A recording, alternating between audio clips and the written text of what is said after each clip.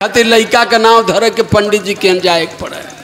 तो जब हमरे यादव समाज का जहाँ पूछे तो कहाँ एक नाम रखा राम निहोर, राम खेलामन, राम अजोर, राम सुमेर। अरे मने हिरण के आगे के नाम राम के चंपले रहना, हर हिरण के नाम के आगे राम रखा।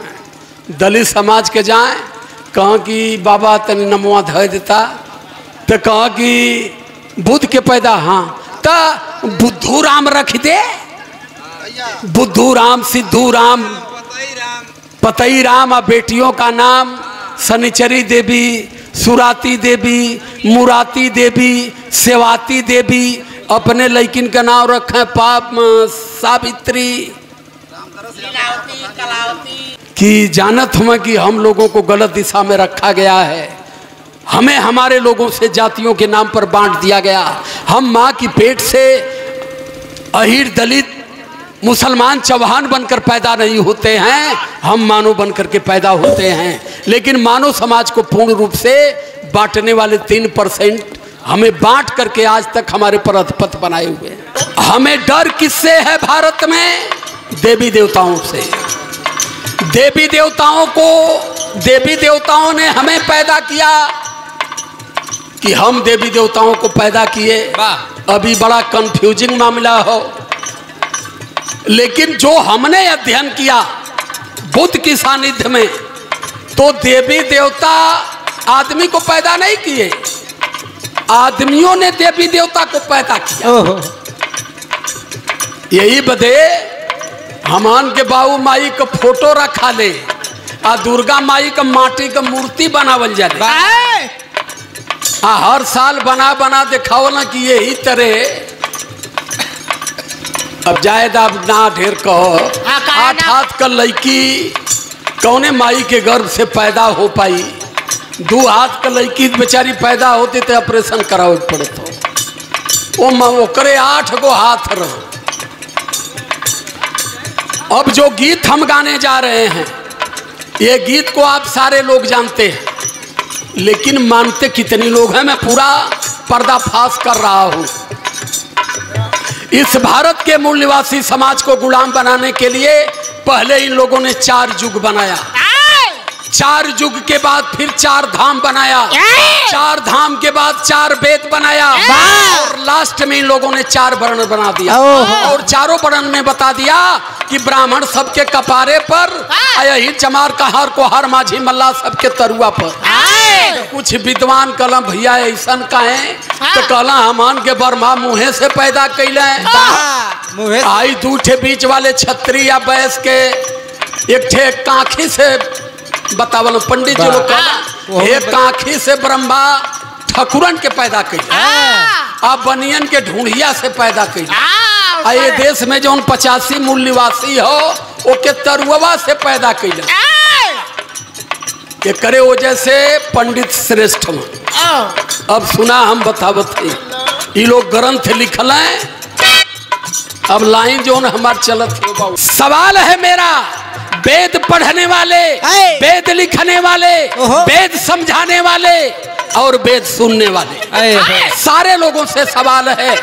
आप लोग बैठे हैं, जब मंच से नीचे उतरूंगा कोई कंफ्यूज होगी तो कान पकड़ के 2 थप्पड़ा मार के पूछिएगा कि आपने यहाँ गलत कहा। पहली लाइन है मेरे वेद की, और पहला ग्रंथ रामचरित मानस को मैं उठाता हूँ, और रामचरित्र मानस में अयोध्या कांड में चलता हूँ। क्या लिखा है?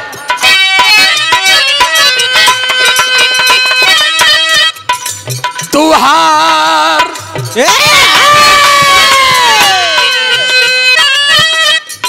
तुहार बेदावा बेदावा काहे छिपवल, तुहार बेदावा बेदावा काहे छिपवल, तुहार बेदावा बेदावा काहे छिपवल, काहे छिपवल, काहे छिपवल, तुहार बेदावा बेदावा काहे छिपवल, तुहार बेदावा बेदावा छिपवल। कि सन 95 के गेस्ट हाउस कांड को भी ध्यान में आप लोग रखिएगा। अब बताइए, वो मिशन कलाकार है और उसको ये बात कहने का मतलब क्या था? हम लड़ रहे हैं समाज को जोड़ने के लिए, जातियों से बाहर निकल करके संपूर्ण भारत में मानव समाज बना करके भारत की राज सत्ता पर काबिज होने का प्रयास कर रहे हैं। और हमारे विरोध में तो हमने उसको समझाया। हम कहे कि बेटा अभी तुम बड़े छोटे हो, अगर तुम्हारे घर के सामने किसी की बड़ी कोठी है तो गिराने का प्रयास मत करो, अपनी कोठी उससे ऊपर उठाने का प्रयास करो। वाह, जो बीमारी तुम लोगों को लगी है अध्ययन करते नहीं, तो इसलिए कह रहा हूं कि सामाजिक दंश भी मैं झेल रहा हूं, लेकिन मुझे इसकी कोई परवाह नहीं। आदरणीय हमारे प्रबंधक जी बैठे हैं, इनका आशीर्वाद, इनकी सानिध्य मुझे प्राप्त है। आज मैं अपनी विरह को सफल समझता हूं कि आप जैसे महामानव अगर मुझे पसंद कर लिया तो मेरी विरह को पूरे वसुंधरा पर कोई काट नहीं सकता। मुझे खुशी इस बात की है। तो लाइन जा रही है वेद पर। पहली लाइन है,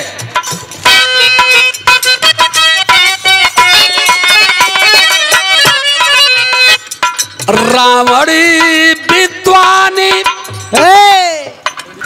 विचारधारा से जब विचारधारा मिलती है तबे पता चलता है कि व्यक्ति का व्यक्तित्व समाज में कितना महत्वपूर्ण है। बुद्ध को पूरी दुनिया मानती है, बाबा साहब अंबेडकर पर पूरी दुनिया रिसर्च कर रही है, लेकिन हम बाबा साहब को क्यों नहीं मान पा रहे हैं? और बाबा साहब की विचारधारा को आदरणीय विधायक जी जितना ऊपर लेकर जाने का आप प्रयास करते हैं, उस चीज को मैं जानता हूं। तो लाइन कर रही है, गीत की फर्स्ट लाइन है,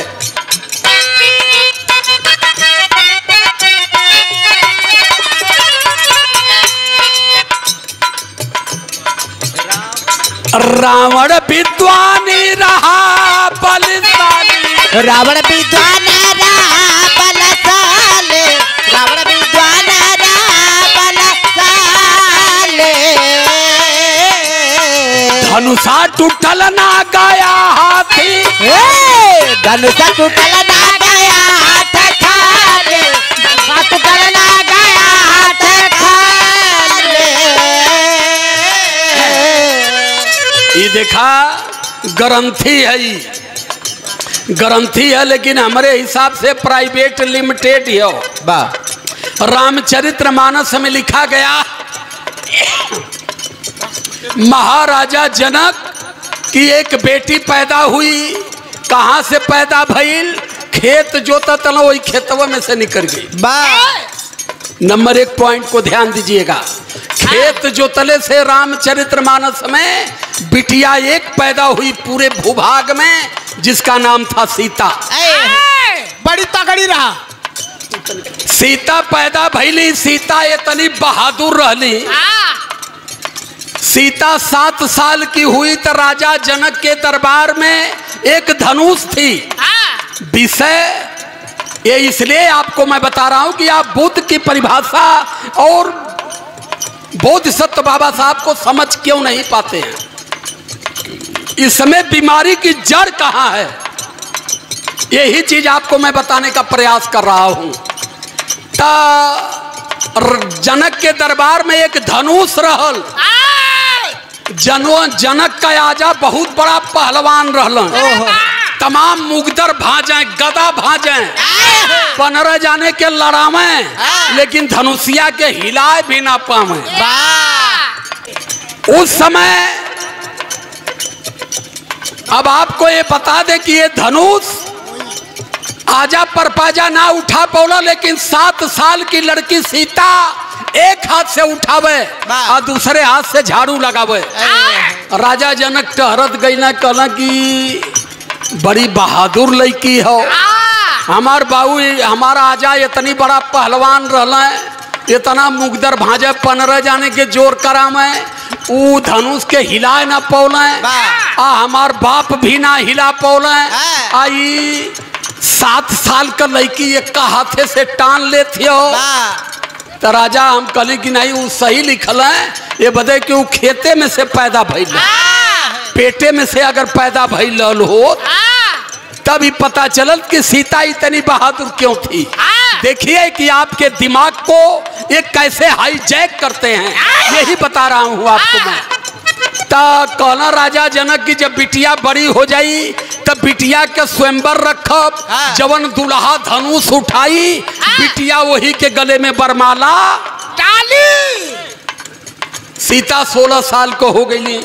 राजा जनक न्योता घुमवा दिए पूरे देश में कि बेटी की शादी है, धनुष को तोड़ना है, जो धनुष उठा लेगा बेटी बरमाला डाल देगी।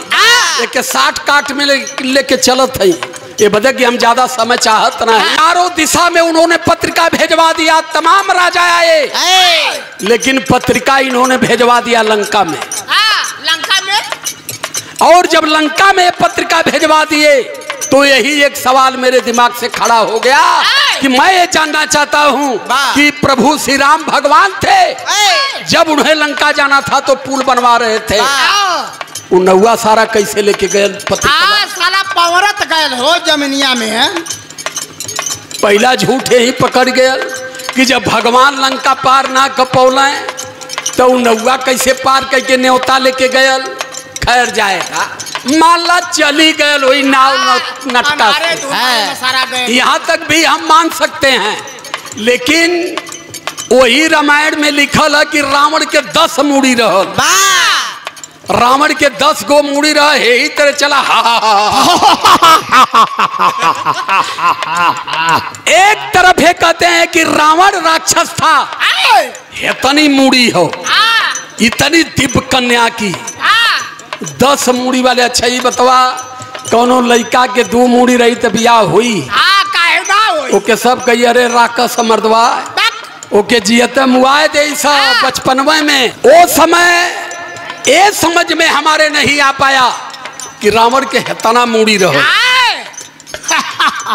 कम से कम इतना तो सोच लेना चाहिए था जनक को कि हम जिस राजा को बुला रहे हैं वो 10 मूड़ी वाला है, 20 हाथ वाला है, तना में घुमरत हो, केहू ना धनुषिया तोड़ पाई। अगर वो धनुषिया तोड़ दे तो सीता ओकरी मुड़िया में मलवा कैसे नहीं? देखा कैसे डली है, देखा कैसे डली। तोरे कुछ हो तो यही रवा का जर बाबा नहीं सही बता देना कि बरमाला जब मुड़ी 10 ठे हो तो गोड़वे में अब का करी दुल्हनिया का इतनी उठवा हो गोड़वा तो ऐसे सरकार के लिए आई डाली। ये भारत का धर्म ग्रंथ का बात करत है जौने पर पूरा हिंदू धर्म टिकल हो, जिस पर ये समाज बुद्ध को नहीं समझ पाया। अच्छा हो गया, दिया भैल सीता के। चलो जी, रावण विद्वान रहा बलशाली, रावण विद्वान रहा बलशाली, रावण विद्वान रहा बलशाली। अरे धनुषा टूटल ना गया हाथी खाली, धनुषा टूटल ना गया हाथ खाली, धनुषा टूटल ना गया हाथ खाली। सारे राजा आए, धनुष हिला नहीं पाए, रावण बिना हिला पौलन के हिलौले। सीता जन्मली खेत से, राम जन्मल खीर से। सही है। सीता जन्मली हर जोतले से और राम पैदा भइल खैले से। देखा उनकी बारीकी, दोनों झूठ है 1000%, लेकिन हमारा समाज बेचारा 5000% सही मान के जय श्री राम, हे प्रभु राम, वही से मुक्ति मांगत है। वही में कोनो आप जब बुद्ध की सानिध्य में आएंगे तब हमारी विचारधारा का अंदाज लगेगा कि हम क्या कर रहे हैं। आदरणीय हमारे प्रबंधक जी इस पीड़ा को लेकर के क्यों जन जन में जा करके लोगों को समझाने और बताने की बात कर रहे हैं। इस रावण धनुष नहीं तोड़ पाया, धनुष तोड़ले जे खीरा से पेट मुँहे से पैदा रहल। अच्छा बियाह राम को हो गया, बियाह होता राम बने चल गई। हाँ। जब पंचवटी में गई तो जौने धनुष के सीता एक हाथ से उठावे, रावण 20 हाथ से ना उठा पौले, वो सीता के रावण तो सीता ही के लेके भाग चलल, धनुष मुँह में जाए। तो मैं शक्ति बाण ना भैया, चक्रवर्ती बाण लग गए। अब आप बताइए कि वहां सीता की बहादुरी कहाँ थी? ये कौन सवाल करेगा? ये सवाल उनसे कौन करेगा? कथा करने वालों से आपको करना पड़ेगा, अन्यथा वेद ग्रंथ रामायण सबका प्रत्याग करना पड़ेगा अगर अपने हक हकूक मान सम्मान स्वाभिमान को धरती पर जिंदा रखना है तो। वाह, दूसरी लाइन हो, तीनिया लाइन हो, एक लाइन हो गई, दूसरी हो जाती है, तीसरी खत्म हो जाती।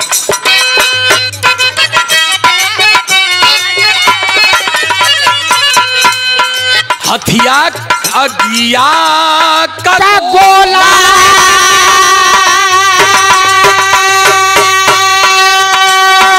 अगिया का गोला रहल सूर्य भारी, अगिया का गोला रहल सूर्य भारी, अगिया का गोला रहल सूर्य भारी।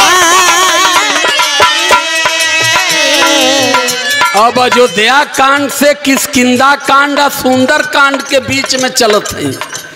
पहलवा कहली है कि तनी बिंदु छोड़ते चलब, एक तरफा चल लगब तो 5 दिन बीत जाई। आई हमार गारंटी हो कि पूरे रामचरितमानस को हमने पूरा झूठ न साबित कर दिया। कोई आदमी इसे पकड़ लेगा जिस दिन गट्टा, पूरा जीवन हम उसकी गुलामी करेंगे।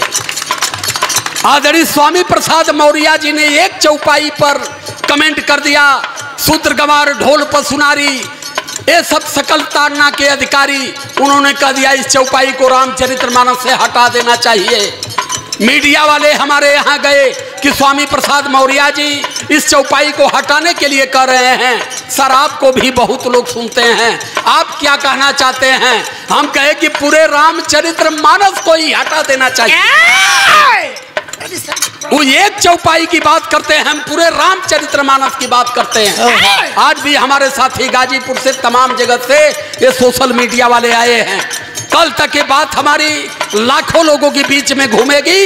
आज भी चैलेंज हम कर रहे हैं कि अगर हम पीछे हैं, हम अधिकार विहीन हैं, तो सिर्फ रामचरितमानस और भारत के वेद ग्रंथों की वजह से।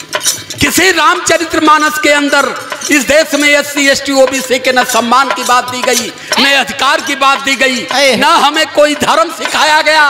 केवल हमारा शोषण, हमारा अपमान और हमारे स्वाभिमान को खतरे में ही भारत के वेद ग्रंथों ने डाला है। तहाई देखा किष्किंधा कांड सुंदर कांड के बॉर्डरवे पर हो, ये में का लिखल हो?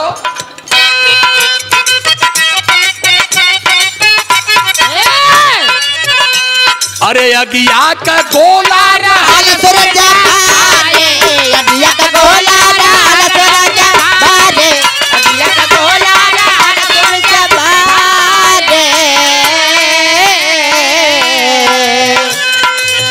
आओ जौन सूरज भगवान हमें पूरी दुनिया में जितनी पृथ्वी है, पूरी पृथ्वी से 13 लाख बड़े हैं वो, और जहां हम हैं यहाँ से 17 लाख किलोमीटर दूर पर है वो। क्या बात है? ये भगवान भगवान ना हमें एक ग्रह है, सूर्य से छोटा सा एक टुकड़ा। कभी अध्ययन करिएगा भूगोल पर, विज्ञान पर कि पृथ्वी कैसे बनी, तब आपको पता चलेगा। आमान के ग्रंथ में बता देना कि पूरा धरतिया बर्मा अपने जंगिया पर बनौला, जंगिया पर बनो तो अपने सरऊ कहाँ बैठल ना। इन्हों का सवाल ठीक है हो कि जब पृथ्वी जंगिया पर बनौल तो ये अपने केथुआ पर बैठल रहना। अरे पृथ्वी ना रह तो तरकुल कहाँ रही? इनके दादा के कपड़ा पर सारे। जब कायदे से छनबा छननी लगा के तो सारे ग्रंथों की गति आपके सामने निकल जाएगी। छाननी लगा के थोड़ा छानत है, ढेर छाना में बड़ी समय लग जाई। तो मैं ये लिखल हो हनुमान पैदा कैसे भइला काने से। हनुमान कमाई महिला रहली। अच्छा हमान के जो टीवी उबी में देखा लो करे अनुसार से। अच्छा ये बतावा हिरनी श्रृंगी मुनि के पैदा कैला। हिरनी माने बकरी। अच्छा माने वो एक प्रजाति है।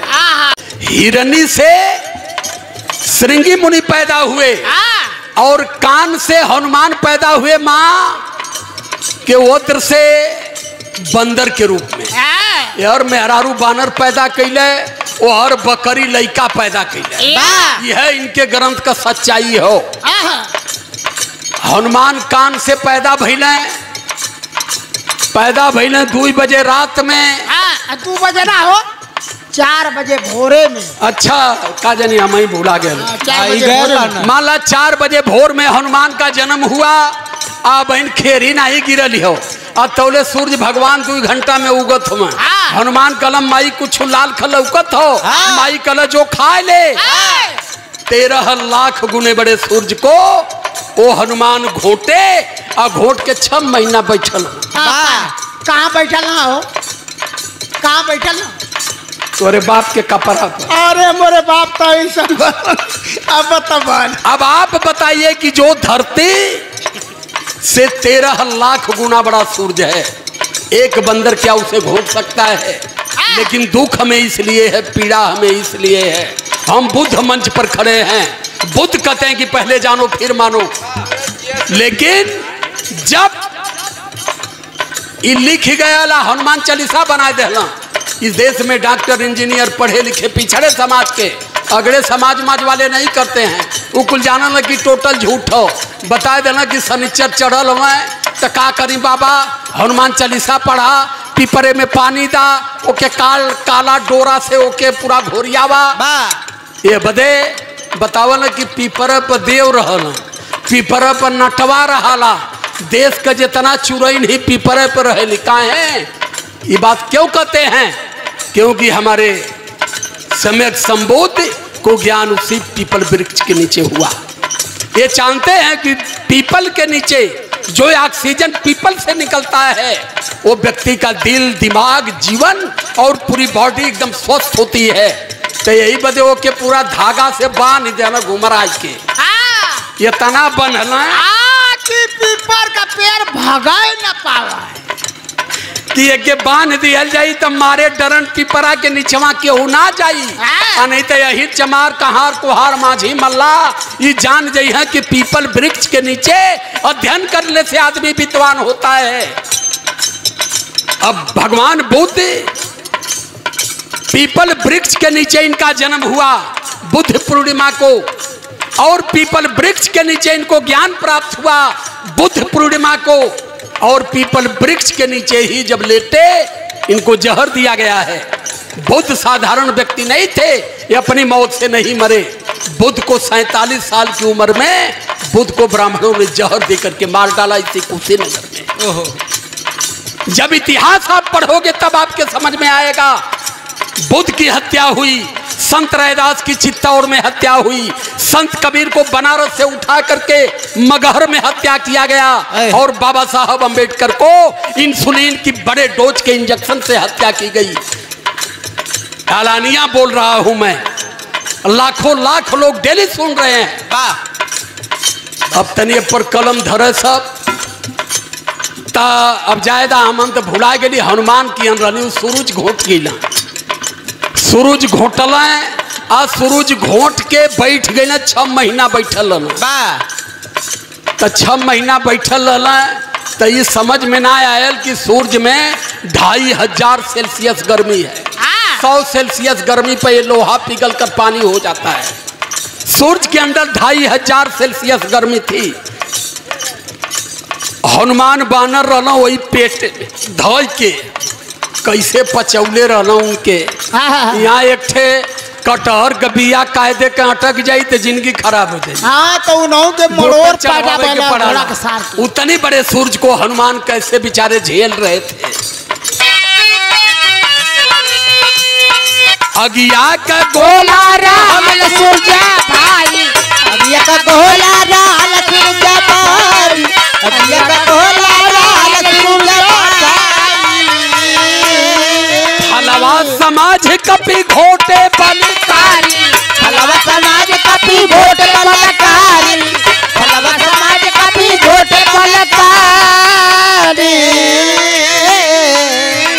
अरे कैसे का हनुमान पेट बचवल तुहार बेटवा काहे छिपवल तुहार बेटवा काहे छिपवल तुहार बेटवा काहे हो एक लाइन और बाकी हो। एक ठे हनुमान का नाती पैदा हो मध्य प्रदेश में बागेश्वर धाम में। धीरेन्द्र शास्त्री कहले कि हमसे हनुमान से बात होले, सारे भूत को हनुमान जी पकड़ते हैं, हमारी सारी बात को हनुमान जी बताते हैं। तो हमने उस समय एक सवाल किया था और उस सवाल को 8 लाख लोगों ने देखा। हम कहने धीरेन्द्र बाबू तुम्हारे उम्र का हमारा बेटवा है, बहुत बड़ा चालाक हवा, माइंड रीडिंग किया, पढ़ाई किए हो, आप लिख रहे हो और बता रहे हो कि हनुमान जी की कृपा से हम कर रहे हैं। तो हनुमान जी सूरज को घोटे थे, धीरेन्द्र तुम आधा किलो का ईंटा घोट के दिखा दो, सिर्फ आधा किलो का ईंटा घोट के दिखा दो, हम मान जाएंगे कि हनुमान की अनुकंपा तुम्हारे ऊपर है। और हनुमान सूरज को घोटे थे।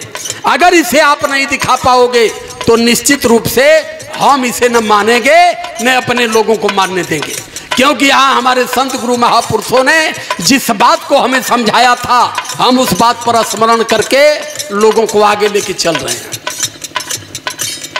तई लाइन टोटल 100% ये झूठी है कि यहाँ हनुमान लड़ुमान कोई पैदा नहीं हुआ। ये केवल हमें हाईजैक करने के लिए, हमारे दिमाग को नापने के लिए इन लोगों ने बता दिया बानर पैदा भयल। अभी जब चंद्रयान गया था चंद्रमा पर तो नासा के वैज्ञानिकों ने नापा कि 28 दिन में चंद्रयान अगर चंद्रमा पर गया है तो सूर्ययान को अगर भेजा जाए तो कितना दिन लगेगा। मैंने पूरा पढ़ा था चैप्टर। तब पता चलल कि 28 दिन में चंद्रयान 28 दिन कुछ घंटा में उतरल, लेकिन चंद्रमा से सूरज की जितना दूरी है अगर सूर्ययान को भेजा जाए 300 किलोमीटर की रफ्तार से अगर चलेगा तो 27 महीना लगेगा वहां पहुंचने में सूरज पर। आज 27 महीना में 300 किलोमीटर रफ्तार से खाली में तेल भरल हर हर उड़ल जाई तो 27 महीना जाए में लगी तो 27 महीना आवे में भी लगी। कितना महीना भयल? 54 महीना, 12 चौक 48, 4 साल 6 महीना। ये वैज्ञानिकों की सोच और तर्क बता रहा हूं। 4.5 साल लग जाएगा सूरज पर जाने में और आने में। हनुमान हन दे गई अब हन दे घोटल दन दे बैठ। कहने का मतलब ये है, और इसी चीज को हमारे पढ़े लिखे लोगों को 5 फेल पंडित जी बता देना शनिचर भैया तोरी पे चढ़ल मैं यही बदे अशांति हो। तो पढ़ल लिखल डॉक्टर इंजीनियर जाए के नहाय के 4 बजे भोरवा में पीपर में पानी दे के पढ़त हो कि बाल समय विभक्त चलियो तीनों लोग भयो अधियारो। तो हम तीनों लोग के चक्कर में कि साला एक लोग देखत है ये दूसरका तीसरका लोग कहाँ। और अम्बेडकर को जानना पड़ेगा और बोध गया मुक्ति आंदोलन क्यों चल रहा है, इसीलिए कि जिस दिन इसे समाप्त कर एक बार 3000 साल पहले इन लोगों ने खत्म किया और 3000 साल पहले खत्म करके हमें शिक्षा से दूर, सम्मान से दूर, अधिकार से दूर, सोच से दूर। लेकिन बाबा साहब अम्बेडकर जब आए तो बाबा साहब अम्बेडकर 14 अक्टूबर 1956 में पुनः बुद्ध के धम्म को हमें दिए। और बाबा साहब अम्बेडकर जानते थे कि अगर हमारा समाज धम्म को समझ गया तो अपनी लड़ाई बड़ी आसानी से लड़ लेगा। और धम्म एक ऐसी परिभाषा है कि हमें 6500 जातियों से मुक्ति दिला करके हमें मानव से मानव को जोड़ सकते हैं। आई आखिरी लाइन है ये के सुन ला लोगों। ये जो हनुमान को लोग मान गए कि हनुमान सूरज को घोंट गए, इसका शाब्दिक अर्थ केवल इतना तक है, वो आपके दिमाग को टटोले कि इस देश का मूल निवासी समाज इस झूठ को सही मानता है कि झूठ मानता है। अगर इसे सही मान गया तो निश्चित रूप से ये अभी हम लोगों का सेवादार बना रहेगा और लंबे समय तक इनके ऊपर हम राज करेंगे। हनुमान चालीसा और हनुमान का सिर्फ यही मतलब है, दूसरा कुछ नहीं है। आखिरी लाइन हमारी जा रही है, अब सुन ला। इस देश में ग्रंथ लिखना इन लोगों ने कब बंद किया? फिर कहना कि अब ढेर ग्रंथ तुरंत लिखने की जरूरत ना हो। आखिरी लाइन हमारी संकेत कर रही है।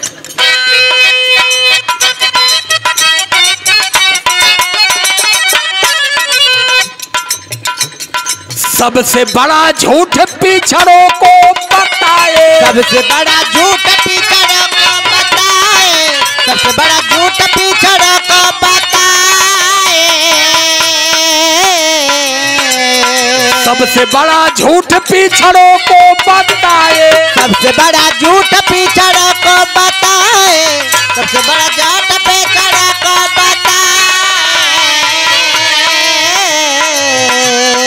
सबसे बड़ा झूठ पिछड़ों को बताए, सबसे बड़ा झूठ पिछड़ों को बताए, सबसे बड़ा झूठ पिछड़ों को बताए, अथवा की मैल से, हथवा की मैल से गणेश को बनाए, हथवा की मैल से गणेश को बनाए, हथवा की मैल से गणेश को बनाए। अब भला हूँ शिव पुराण में शिव चर्चा वालों के तरफ थोड़ा चलता हूँ। हमें बताया गया कि भगवान गणेश कैसे पैदा हुए, मैल से। शंकर कैसे पैदा बने, मत बोलो ना यार, आखिरी शंकर कैसे पैदा भइल, बाबू के पैदाइश का प्रमाण ना है, लड़का मैल से पैदा भयल।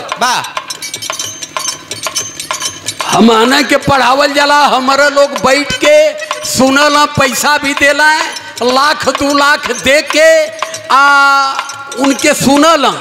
अपन लोग यही तरह हाथ जोड़ के, बाबा साहब अम्बेडकर कहे थे कि भक्त मत बनो, विद्वान बनो। विद्वान अगर बनोगे तो किसी के पीछे खड़ा होने की जरूरत नहीं पड़ेगी। सबसे बड़ा झूठ पिछड़ों को बताए, सबसे बड़ा झूठ पिछड़ों को बताए, सबसे बड़ा झूठ पिछड़ों को बताए, अथवा की मैल से गणेश को बनाए, हथवा की मैल से गणेश को बनाए, हथवा की मैल से गणेश को बनाए। भगवान शिव तीनों लोक का मालिक रहा, बड़का भगवान रहे, जे जवन मांगे उनके उहे दें। यहाँ से आजमगढ़ से उनके खुश करे खातिर कांवर लेके 300 किलोमीटर जाते हैं। अब थोड़ा दिन पहले वही जहाँ भगवान शिव की बैजनाथ धाम हो, कौन जगह हो, देवघर। देवघर के बगल में बांका जिला है, वहाँ लोगों ने बुलाया कार्यक्रम में हम गए तो लोग बतौना साहेब हे हर कुल पनिया लेके जाला है। बता देते इतना करोड़ बर है, हम कहने लड़बहेरवन के समझना कि आजमगढ़ से हे दे पानी लेके आवत हूँ। शंकर के जुड़वावे खातिर जे करे कपड़े में मैं गंगा बसल। भगवान शिव पूरे गंगा को अपने सर में बांधे हैं। आजमगढ़ से लोटिया में पानी लेके बोल बम, बोल बम, हर हर बम, गांजा गूंजी गरीबों की पूंजी। कहत वहां जात हमें पहुंचावे। बागू ऐसा भोर की समय थी, ड्राइवर सोने लगा, ऐसा 6 लेन पर गाड़ी हमारी अप डाउन हुई। हम कहीं अब लगत है कि अब आज मिशन बंद हो, अब तब से ही सोच लेनी अब इतना दूर न जाओ। वहां हम जब गए, हम तो वहाँ नहीं गए, लेकिन अपने कार्यक्रम में गए। 60 किलोमीटर जंगल ही जंगल हम लोग चले, केवल जंगल ही जंगल था। लोग कहाँ कहो भैया ये जंगलवा में गावे आवत हुआ, यहाँ आदमी कहाँ मिली हैं। आज जब वहाँ गए तो इतनी पब्लिक हमारे नाम पर 100 किलोमीटर दूर से आए थे, और उसमें आने वाले सबसे ज़्यादा संख्या यादव समाज की थी। और उन लोगों ने कहा कि सर हम लोग केवल दर्शन के लिए आए, गीत तो आपकी डेली सुनते हैं, लेकिन हम दर्शन के लिए आए कि एक बार सामने से हम इनको देख सके।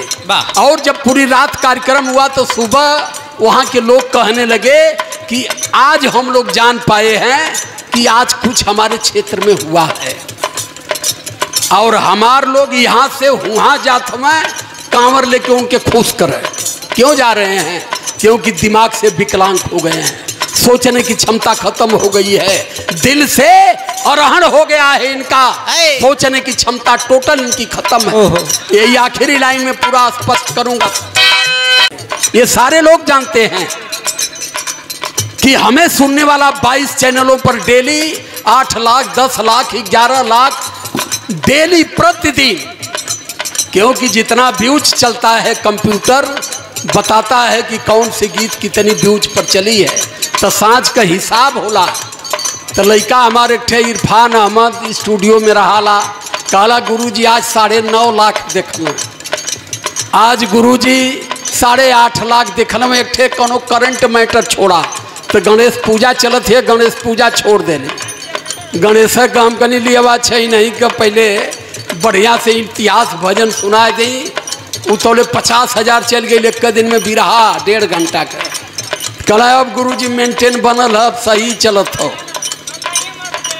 आज इनका जो चुर्रा हिल गया है मनोवाद का, इसलिए हिल गया कि ग्राम अंचलों में जो इनकी बेईमानी थी, आज गांव का व्यक्ति इस चीज को जानने लगा।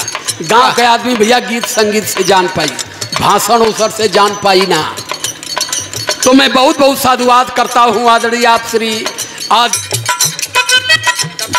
सबसे बड़ा झूठ पिछड़ों को, सबसे बड़ा झूठ पिछड़ों को बताए, सबसे बड़ा झूठ पिछड़ों को बताए। हथवा की मैल से गणेश को बनाए, हथवा की मैल से गणेश को बनाए, हथवा की मैल से गणेश को बनाए। अरे हाथी का मूड़ी ऊ कैसे सटवल, तुहार बेदवा बेदवा काहे छीन, तुहार बेदवा बेदवा काहे छिपवल, तुहार बेदवा बेदवा काहे छिपवल, ओ काहे छिपवल, ओ काहे छिपवल, तुहार बेदवा बेदवा काहे छिपवल, तुहार बेदवा बेदवा काहे छिपवल। हेतना मोट हाथी का मूड़ी, हेतना मोट लइका का मूड़ी। अच्छा जौन मुड़िया कटले रहल तनी पूछिया कि वो मुड़िया काहे न सटा दिल। हाँ झूठवा मुड़िया काट दिल, वो मुड़िया के छोड़ के जब गिरजा रोवे लगली तो जाके हाथा का मूड़ी काट लिया। हेतना मोट है तो टकौले लेके अइला। आ जब धरत हमें, जब धरे लगना तो हेतना मोटू बैठबे न करे। अब लगना भगवान शिव काटत छाटत बांटत, तब जाके ओके लगौना तो गणेश हो गई। आज जब गणेश हो गई तो हमारा भोला भाला समाज बेचारा जय गणेश देवा, लेडुअन का भोग लगे, संत करे सेवा, तो कुलाउर स्वस्थ हो गई न। बस अब ऐसे बेसी, और वही में इन लोगों ने घोषणा कर दिया कि बिना गणेश पूजा का कोई पूजा संपन्न नहीं होगा। काहे जान गए कि अब इस देश में भारत का मूल निवासी समाज कभी अपने हक हकों की हिफाजत नहीं कर पाएगा और न ही कभी पार्लियामेंट पर कब्जा कर पाएगा। ये हर समय हमारे पीछे ही पीछे रहेगा। ओकरे बाद एक ठे विद्वान और आयल, कल तनी रुका मुके शंका लगत हो, तनी सा महू अजमा ले, तो वो अजमावे लगल। 50 किलो का मूड़ी, 50 किलो का शरीर, 1 कुंटल वो साला 50 ग्राम के मूसड़ी पर बैठा दे। अब वो मूसड़िया लेके गणेश के दौड़त है, पूरा विश्व भ्रमण करत। अब ये समाज हो मान गया, हाँ ज्यादा मुँह के मत मरिया, अरे ये गणेश जी का सवारी है, बड़ा पाप पड़ी। समाज वो के मान गया। समाज एक बार नहीं समझ पाया कि 1 कुंटल के आदमी को 50 ग्राम की मूसड़ी कैसे झेल पाएगी। चाहे 50 ग्राम का हो नहीं, माला 5 किलो का रही, मूस आदमी के ढो पाई। ये धरती पर कौन शंकराचार्य सिद्ध करी। इसीलिए हम बार बार आज भी करें, भाई हमारे लोग हैं, हम तो सब मान गए, तब वो उन्हन के शंका रहे, अरे देखा है में भैया का जानी कोनो चालाक निकल जाए। तो वो आयल तो गणेश के गोबरे में लुड़िया देहल। जब गणेश के गोबरे में लुड़िया देहलस तो ये समाज अगरबत्ती बार के वही गोबरे पर अगरबत्ती धरावत हो। अब पंडित जी का तो विभो व्यापकम ब्रह्म वेदम स्वरूपम निर्कलम निर्भयम निराकार मोहम भजे हम ओम स्वाहा उठा के पानी छिड़क देल और हच दे 200-500 का नोट वही गोबर पर चाँप देल। 500 का 2 ठे वही गोबरे पर जब चढ़ौला तो वो पंडित जी एकदम दिमाग से स्वस्थ हो गए। बस अब ढेर हमान के दौरे की जरूरत नहीं हो, अब इन्हीं ढेर दिन ले पीछे रही हैं। प्रश्न इस बात का है, मंच ये है, क्योंकि आज सारी बात इसलिए मैं आपसे कह रहा हूं कि हमारे भगवान सम्यक संबुद्ध ने ये सारी चीजों से हम लोगों को सतर्क किया था। और बाबा साहब अंबेडकर इसलिए हमें धम दे करके गए कि जो भारत के 85 मूल निवासी समाज को जातियों में इन लोगों ने बांटा है, अगर मैं भारत को धम दे देता हूं, धम की परिभाषा लोग जान गए, बुद्ध पर स्मरण कर लिए, तो निश्चित रूप से जातियों से बाहर निकल करके इस समाज में भाईचारा स्थापित हो जाएगा। वहां 50 यादवों ने संकल्प लिया कि हम मृत्यु भोज नहीं मनाएंगे। तो मृत्यु भोज के प्रत्याग में बाबा साहब अंबेडकर, बुद्ध, संत, गुरु, महापुरुषों की वहां मूर्ति पहुंची और उनके बारे में जब हमने समझाया तब सारे लोग स्वस्थ हो गए। ता अब चूंकि कुछ बात और कह दी, लेकिन समय ज्यादा जाती। अरे राम पलट का है विचार करा भाई, राम पलट का है विचार करा भाई, राम का है विचार करा भाई। छोड़ा पाखंड गए भीम जी बताई हो, पाखंड गए भीम जी बताए, पाखंड गए भीम जी बताए। अरे राजकुमारिया दो है गीतिया के गावे, तुहार बेदवा भेदवा काहे ठीक पावे, तुहार बेदवा